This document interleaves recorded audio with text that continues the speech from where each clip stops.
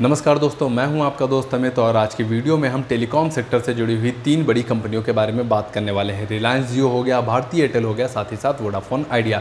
तो इन तीनों कंपनियों के डिटेल में हम बिजनेस को समझने वाले हैं। साथ ही साथ इनके जो लेटेस्ट अपडेट नंबर आए थे Q1 के, उन नंबर्स के हिसाब से देखेंगे कि कौन सी कंपनी के पास सब्सक्राइबर ज़्यादा देखने को मिल रहे हैं, कौन सी कंपनी का ARPU यानी कि एवरेज रेवेन्यू पर यूजर ज़्यादा बेहतर हमें देखने को मिल रहा है। तो इन सभी चीज़ों को हम डिटेल में वीडियो में जानने का प्रयास करेंगे। वीडियो में किसी भी प्रकार का कोई भी बाय या सेल का रिकमेंडेशन आपके लिए नहीं है। वीडियो का एक ही मकसद है, सिर्फ और सिर्फ कंपनियों के नंबर्स को आप तक पहुंचाना। तो वीडियो की शुरुआत करते हैं और सबसे पहले हम बात करेंगे टोटल जो है वो इंडिया में टेलीकॉम सेक्टर में अगर आप देखेंगे सब्सक्राइबर की बात, तो लगभग 120 करोड़ के आसपास जो है इंडिया में टोटल सब्सक्राइबर हमें देखने को मिलते हैं। ये डेटा जो मेरे पास है ये मार्च 2025 तक का है।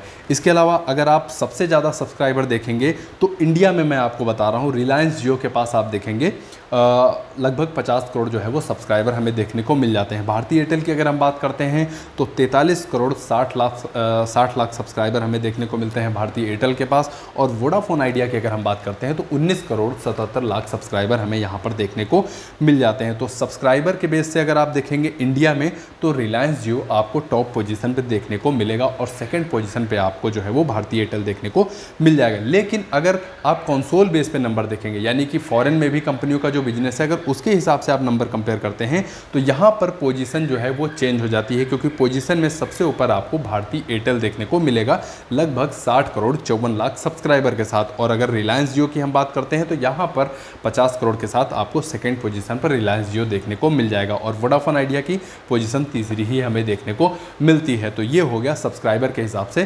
कंपनियों के नंबर। अब चलते हैं बिजनेस के बारे में। देखिए, इन तीनों कंपनियों का अगर आप बिजनेस देखेंगे तो सिमिलर बिजनेस देखने को मिलता है। वॉइस सर्विसेज ये प्रोवाइड करते हैं, साथ ही साथ डाटा सर्विसेज प्रोवाइड करते हैं। इसके अलावा डिजिटल सर्विसेज भी प्रोवाइड करते हैं और ब्रॉडबैंड सर्विसेज भी ये तीनों कंपनियां जो है वो प्रोवाइड करती हैं।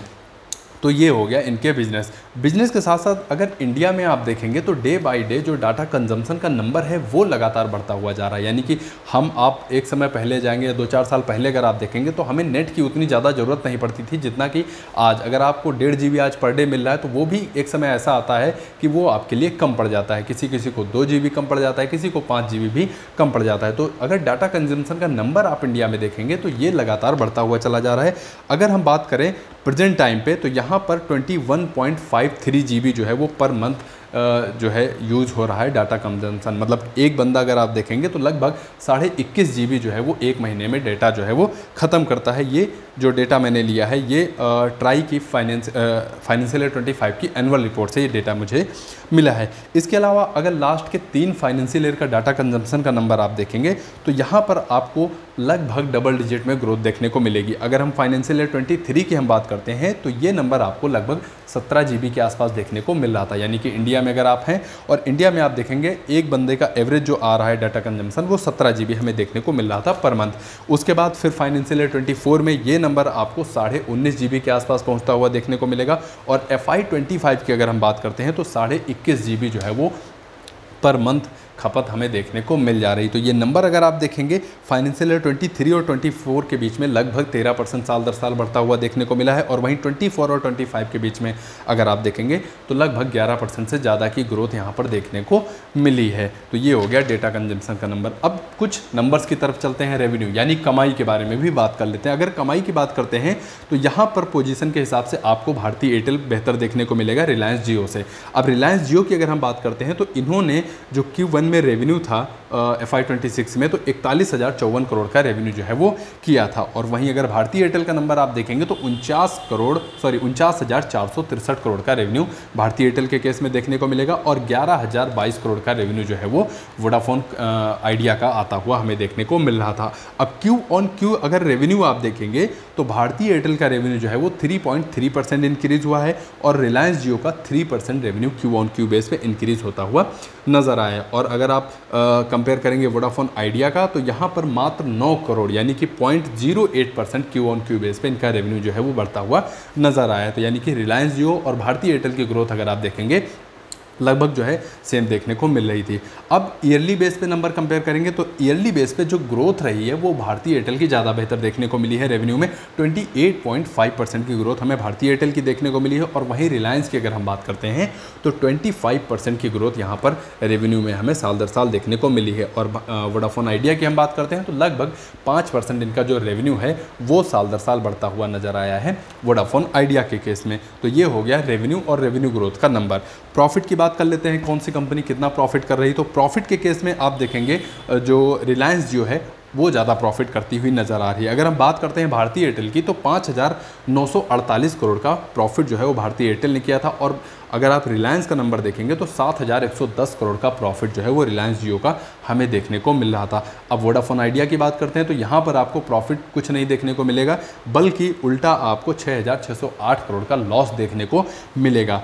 अब ग्रोथ की तरफ चलते हैं तो ग्रोथ के मामले में वोडाफोन आइडिया ने भी ग्रोथ की है, लेकिन जो ग्रोथ रही है वो इनके लॉस में देखने को मिली है, क्योंकि इनका जो लॉस है वो इंक्रीज़ हुआ है 7.78% जो है वो क्यू ऑन क्यू बेस पे।